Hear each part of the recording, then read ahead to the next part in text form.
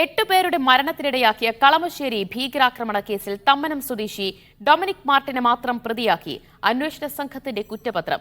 Ernakulam principal sessions കോടതിയിലാണ് കൊച്ചി ഡിസിപിയുടെ നേതൃത്വത്തിലുള്ള അന്വേഷണ സംഘം കുറ്റപത്രം സമർപ്പിച്ചത്. കേസിൽ മറ്റാർക്കും പങ്കില്ലെന്നും യഹോവ സാക്ഷികൾ എന്ന പ്രസ്ഥാനത്തോടുള്ള എതിർപ്പാണ് സ്ഫോടനത്തിന് പ്രേരണയായതെന്നും കുറ്റപത്രത്തിൽ പറയുന്നു. ഡൊമിനിക് മാർട്ടിൻ സ്ഫോടനം നടത്തിയതിന്റെ തെളിവുകളുമായി പോലീസിന് മുന്നിൽ കീഴടങ്ങുകയായിരുന്നു. കഴിഞ്ഞ ഒക്ടോബർ 29-നാണ് യഹോവ സാക്ഷികളുടെ പ്രാർത്ഥനായോഗം നടന്നിരുന്ന കളമശ്ശേരിയിലെ സാമ്ര കൺവെൻഷൻ സെന്ററിൽ സ്ഫോടനം നടന്നത്. മണിക്കൂറുകൾക്കുള്ളിൽ പ്രതിയായ ഡൊമിനിക് മാർട്ടിൻ സ്ഫോടനം നടത്തിയതിന്റെ തെളിവുകളുമായി പോലീസിന് മുന്നിൽ കീഴടങ്ങി. യഹോവ സാക്ഷികൾ എന്ന പ്രസ്ഥാനത്തോടുള്ള എതിർപ്പാണ് സ്ഫോടനത്തിന് കാരണമായി മാർട്ടിൻ പോലീസിന് നൽകിയ മൊഴി. തുടർന്ന് കേസിൽ മറ്റാർക്കെങ്കിലും പങ്കുണ്ടോ എന്ന് കണ്ടെത്താനുള്ള അന്വേഷണമാണ് പോലീസ് നടത്തിയത്. വർഷങ്ങളായി വിദേശത്ത് ജോലി ചെയ്തിരുന്ന മാർട്ടിന്റെ വിദേശബന്ധം പോലീസ് വിശദമായി പരിശോധിച്ചു. ബാങ്ക് അക്കൗണ്ടുകൾ കേന്ദ്രീകരിച്ച് പരിശോധന നടത്തിയെങ്കിലും വിദേശത്തു നിന്നും പണം ലഭിച്ചതായി കണ്ടെത്താനായിട്ടില്ലെന്നാണ് പോലീസ് പറയുന്നത്. മാർട്ടിന്റെ ഫോൺ സംഭാഷണങ്ങൾ കേന്ദ്രീകരിച്ചും അന്വേഷണം നടന്നു.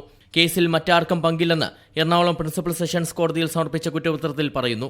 യഹോവ സാക്ഷികൾ എന്ന പ്രസ്ഥാനത്തോടുള്ള എതിർപ്പിനപ്പുറം സ്ഫോടനത്തിന് പിന്നിൽ മറ്റൊരു കാരണമുണ്ടെന്ന് കണ്ടെത്താൻ കഴിഞ്ഞിട്ടില്ലെന്നും കുറ്റപത്രത്തിലുണ്ട്. തീവ്രവാദ പ്രവർത്തനം എന്ന നിലയിൽ കേസിൽ UAPA ചുമത്തിയിരുന്നു. സംഭവം നടന്ന് 6 മാസം തികയുന്ന വേളയിൽ കൂടിയാണ് കുറ്റപത്രം സമർപ്പിച്ചത്. തുടക്കത്തിൽ കൊച്ചി DCP ആയിരുന്ന S. ശശിധരന്റെ നേതൃത്വത്തിലാണ് അന്വേഷണം നടന്നത്. അദ്ദേഹത്തിന്റെ സ്ഥലം മാറ്റത്തിന് പിന്നാലെ നിലവിലെ DCP KS. സുദർശനാണ് തുടരന്വേഷണം നടത്തിയത്. ഒരാൾക്ക് മാത്രമായി ഇതെല്ലാം ചെയ്യാനാകുമോ എന്ന സംശയമാണ് കേസിന്റെ തുടക്കം മുതൽ ഉയർന്നിരുന്നത്. എന്നാൽ ആ സംശയത്തിന് യാതൊരുവിധ അടിസ്ഥാനവുമില്ലെന്നാണ് അന്വേഷണ സംഘത്തിന്റെ കണ്ടെത്തൽ.